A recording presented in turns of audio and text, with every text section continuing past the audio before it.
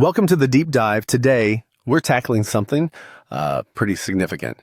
The One Big Beautiful Bill Act, H.R. 1, passed mid-2025. Yeah, this one's a biggie. It's fundamentally changing the landscape of federal student loans here in the U.S. Absolutely. Our goal today is really to unpack it for you, pull out the key pieces you need to understand, because this isn't just tweaking things. No, not at all. It's a fundamental shift, really. The core idea seems to be transferring financial risk away from the government. And onto who? Onto, well, individual students, and interestingly, the institutions themselves. It's a noticeable ideological change. And it got pushed through using budget reconciliation, right? Means it didn't need that 60-vote majority in the Senate.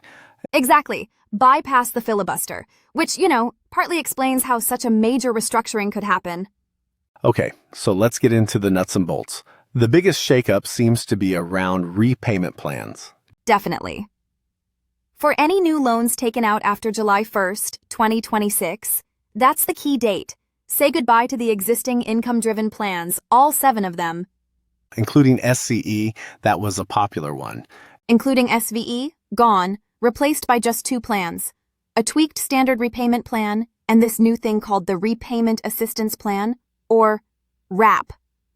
RAP. Okay, what's the story with RAP? It sounds like this is where the risk transfer really hits home for borrowers. It is. The crucial difference is how payments are calculated. It's based on your adjusted gross income, your AGI. Not discretionary income like before. Nope. Discretionary income calculations, which protected a certain amount of your income, are out. RAP looks at your total taxable income, essentially from the first dollar. Wow, and I heard something about minimum payments. Yeah, that's another big change.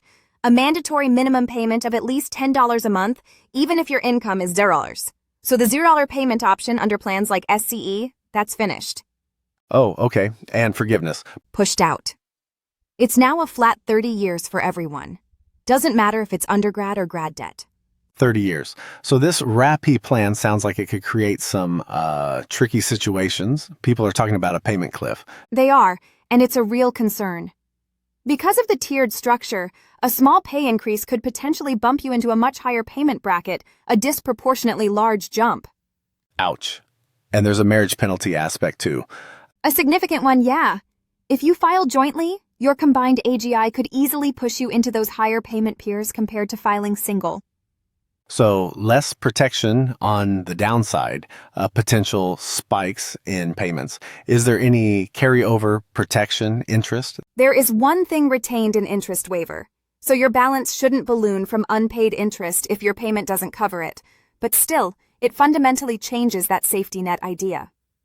Okay, so repayment is drastically different. What else? Borrowing limits? Big changes there too. The Grad Plus loan program eliminated entirely for new borrowers. Wait, the one that let grad students borrow up to the full cost of attendance? That's the one.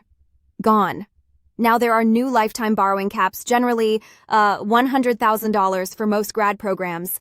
And for professional degrees like medicine or law? A bit higher, $200,000 lifetime cap. But still, it's a hard limit where previously there wasn't one on Federal Plus loans. What about parents? The Parent Plus loans? Also capped, $65,000 per child. And critically, Parent Plus loans are no longer eligible for any income-driven repayment plan, not even RAP. So parents are basically stuck with standard repayment regardless of their income situation. Looks that way for new loans, yes. It really limits flexibility for families. And beyond repayment and borrowing limits, are other safety nets affected? Deferments, forbearance? Yeah, they took aim there too. For new loans, key protections like economic hardship and unemployment deferments, they're eliminated. Just gone. So if you lose your job, you have fewer federal options to pause payments, less flexibility when life throws you a curveball, increases the risk of default, arguably. There's also this piece about holding schools accountable, right? Tying loan access to graduate earnings. Yes, that's a major new component. Basically, if graduates from a specific program, say an associate's or bachelor's, don't earn more than the typical high school graduate in their state, then the whole program could lose access to federal student loans. Potentially, yes. The program itself could become ineligible for federal loan funding for future students. I can see the argument for accountability, but critics must be worried about, say, essential but lower-paying fields like teaching, social work. Exactly. That's the big concern. Will this pressure colleges to cut programs that are vital for society but don't have high initial salaries just to protect their loan eligibility? It's a massive potential side effect. Okay, let's pull back a bit. What were the main arguments for this whole package, the proponents? Well, the arguments from supporters, including the White House at the time, centered on fiscal responsibility. They talk about needing to control costs, simplify what was admittedly a complex web of plans, and increase accountability for both borrowers and schools. And the counter-arguments, the opposition? A pretty wide coalition argued it makes college much less affordable and accessible. They pointed to disproportionate harm for low-income students, minority students, warnings about pushing people towards riskier private loans, potential default surges, and even potential workforce shortages down the line in fields like medicine or law because of those new borrowing caps and repayment pressures. Right, it was incredibly polarized.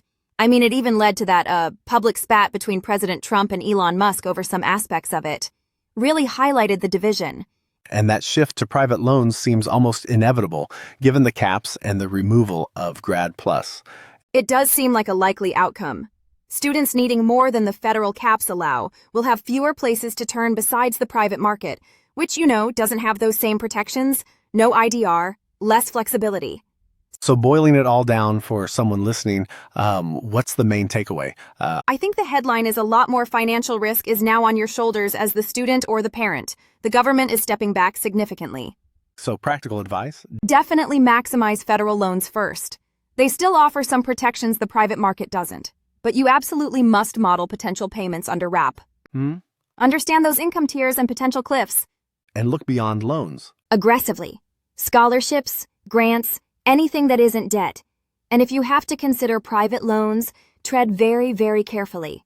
Understand the terms completely. It really paints a picture of a system that's, increasingly defining the value of education by immediate financial payoff. It certainly leans that way, which leaves us with a pretty big question to think about, doesn't it? Which is, how should we as a society really measure the value of higher education? Is it just about that first job salary? Or is it something more? Something to ponder as you navigate this new reality?